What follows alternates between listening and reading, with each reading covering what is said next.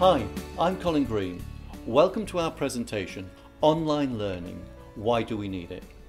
In this presentation, we'll see how some schools are using online learning as a key tool in their strategies for raising standards and improving learning outcomes.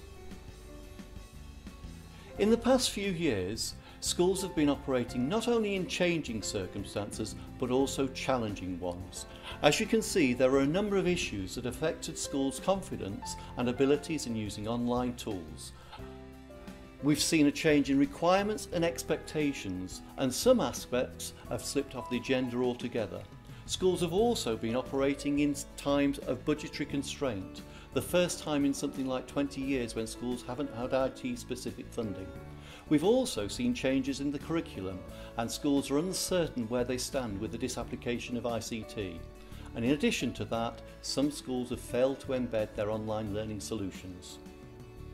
This has led some schools to question online learning, why bother?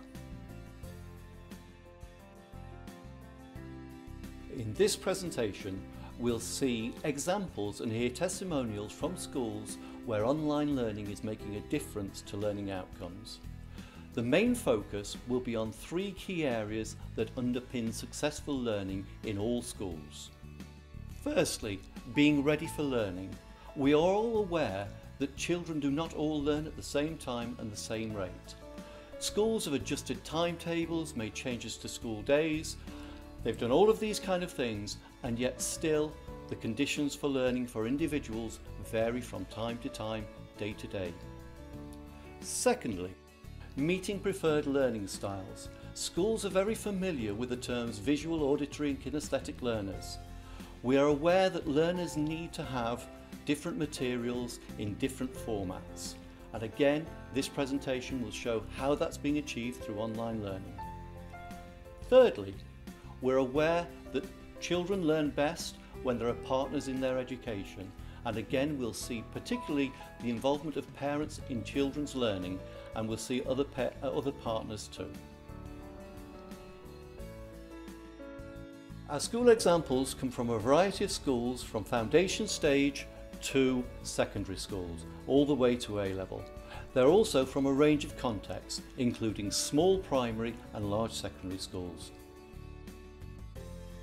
We'll start our first example with the foundation stage at Martley CE Primary School, Worcestershire. Our first example is one that really shows parental engagement. It's Martley CE Primary School, their foundation stage class, Holly, and they maintain a weekly blog. The blog is made up of entries that reflect and review the children's learning for that particular week. In each of the articles, children's names are referenced or their images are part of the blog. That way, parents are really engaged as they look for the contributions about and from their children. As the blog has progressed, there have been lots of different elements to it, including children's work shared through video and through images, but a key feature has been the comment feature. This enables parents to contribute and be actively involved in their child's learning. In the foundation stage area, there is also a support area for parents that provides parents with resources to help their children learn at home. One key aspect of the foundation stage is the articulation of phonemes. Not only do they have this standard site video that is now hosted on YouTube, but they've also cropped that video so that they can focus on a particular letter sound or phoneme. Also, they've now launched a postie that enables parents and grandparents to share with their children the toys that they used when they were children. This is a really good example of parental engagement in foundation stage.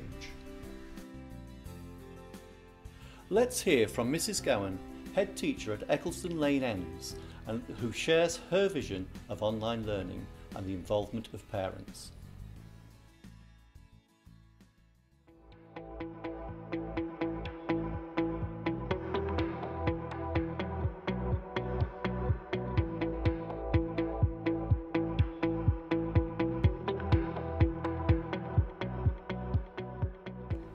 Future online learning plans are wide-ranging. We want to make sure that every family at home has an opportunity to extend classroom learning should they want to as a family. So the children have got far-reaching opportunities.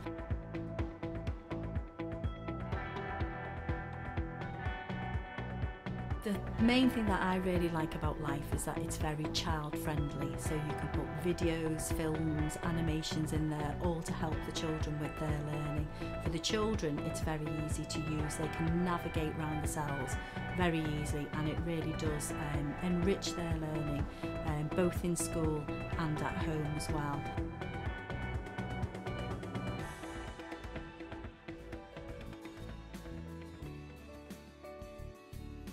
Now look at another clip where Mr. Loftus from Eccleston Lane Ends, plus one of his students, demonstrate and explain some of the things that they've been doing online and where the enthusiasm and the engagement really shines through.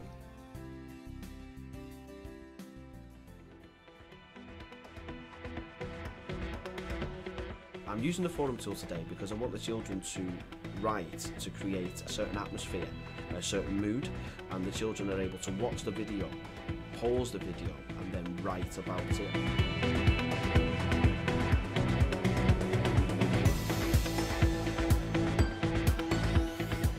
I've discovered My Life and I want to use it because basically it allows the children to choose what they want to do. It's their own little area that they can put posties in, wikis in, and they can decide what the subject is going to be and what they're going to write on the Life Learning Cloud.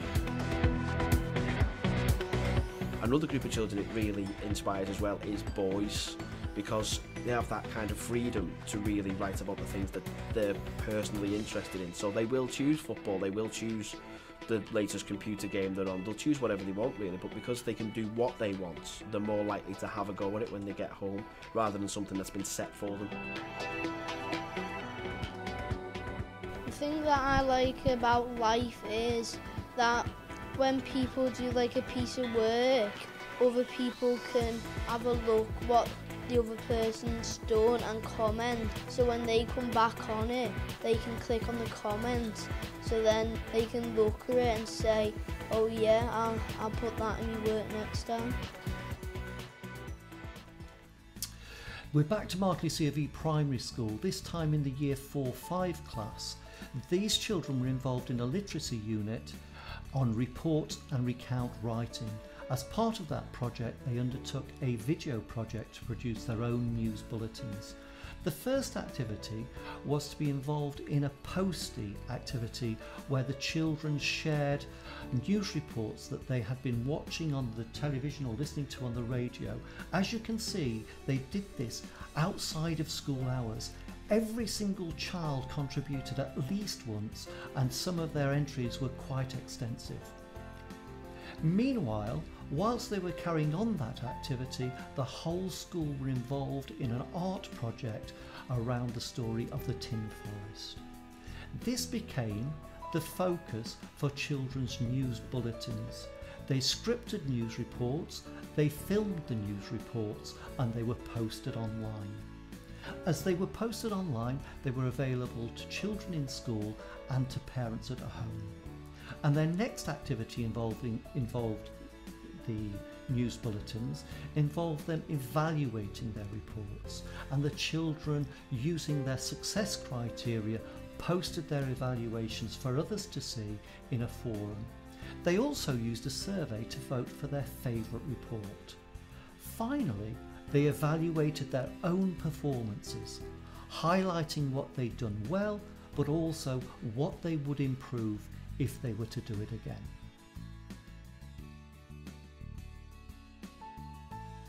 We're now going to hear from Mr. Godfrey, Deputy Head at Dame Alice Owen School. In this case, it's how a secondary school is extending learning beyond the end of the school day. As a school, we're very much involved with helping students to become lifelong learners, and one of the things that we have been trying to develop is learning beyond the classroom, and Life has helped us to do that. all in all, we've been really enthusiastic about it, both from the student point of view and from my point of view.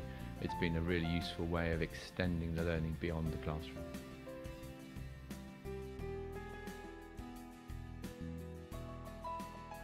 We're now in St Dominic's International School in Portugal. We're in the IT department within their senior school. Within here, they've used wikis to enable individual students to maintain a reflection and learning process journal to accompany a SketchUp project. We're going to be looking at Afonso's particular entry. As you can see, he has used the wiki to maintain a diary. His entries consist of both text and also videos that are hosted on YouTube.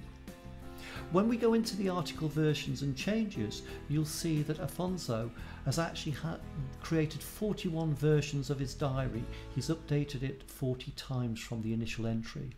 You'll also notice that these entries are undertaken beyond the end of the school day. The first one 1943, 1724. So he has a reflective journal that he maintains at home as well as in school. In this clip, Ms Kramer from Dame Alice Owens, Modern Languages, talks about the impact of using online learning with her class of Year 13 students. The way I've been using Life has been for both an academic and a pastoral perspective. I've been using it with my Year 13 class, and we've used a wiki, an interactive wiki, for the play we've been studying, and they've built up a quotes and examples bank that they can then use when they're writing their essays, and they've built that up partly in lessons and partly at home, and it covers the entire play, and it's made it much more user-friendly, and it's made the whole process 100 times quicker than when we did it in class, and very much piecemeal.